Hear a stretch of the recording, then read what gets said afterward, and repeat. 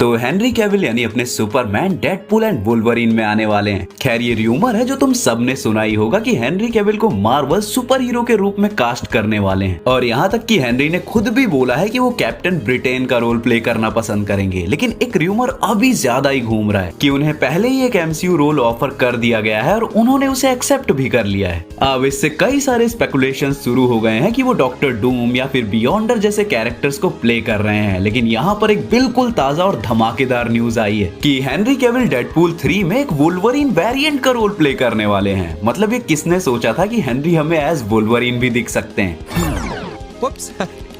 मानता हूँ कुछ सालों पहले कई लोगों ने डिमांड की थी कि एमसीयू को हेनरी को एज वुल्वरीन कास्ट करना चाहिए, लेकिन इतनी ज्यादा भी नहीं। अब मैं आगे बात करूँ उससे पहले सब्सक्राइब कर लो, क्योंकि अगर तुम नहीं चाहते कि इंडिया के बेस्ट पॉप कल्चर चैनल्स में से एक जिसने तुम्हें इतनी माइथोलॉजी, पावर रेंजर्स और मार्वल कॉमिक्स की कहानियों के बारे में बताया है वो डेड हो जाए, तो इस चैनल को जल्द ही 100 के सब्सक्राइबर के ऊपर लेके जाना है। अब एक न्यूज सोर्स ने बताया है कि हेनरी कैविल डेडपूल 3 में वुल्वरीन के रूप में नजर आएंगे। उसने ये भी बताया है कि हेनरी कैविल का वेरिएंट एक लंबी ब्राउन कोट में नजर आएगा और ये कैविल का पहला मार्वल यूनिवर्स में आने वाला अपीयरेंस होगा। उसके अलावा क्योंकि ऑब्वियसली ये फैन सर्विस है तो तुम समझ जाओ कि ये वन टाइम रोल होगा। अब या तो हेनरी का कैरेक्टर कुछ मिनटों में मारा जाएगा या फिर बस बाय बोल के निकल लेगा। पर कुछ भी हो, मूवी में ये फैन सर्विस तो बहुत ऑसम होने वाली है। लेकिन एक बात याद रखना, मार्वल स्टूडियोज अभी एक्समैन के लिए कोई कास्टिंग नहीं कर रही है, तो ये सभी सिर्फ वेरिएंट्स हैं और सीक्रेट वार्स तक हमें ह्यू जैकमैन का ही वुल्वरीन देखने को मिलेगा। तो तुम बताओ कि तुम्हें कैविल वुल्वरीन के रोल में कैसे लग रहे हैं। मुझे तो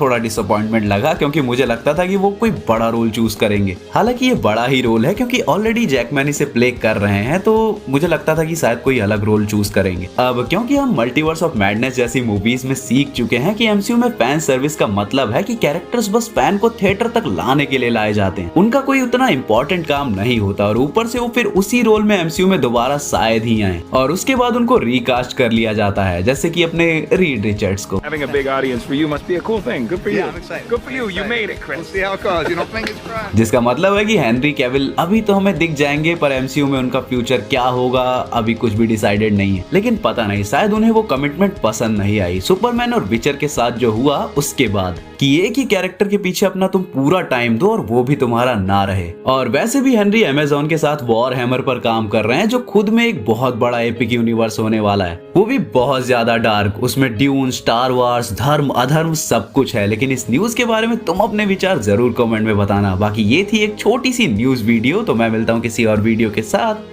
तब तक के लिए बी फैंटास्टिक, बी वेबटास्टिक। मैं तेरी वो हालत करूंगा जो म्यूजिक डायरेक्टर म्यूजिक की करते हैं रीमिक्स करके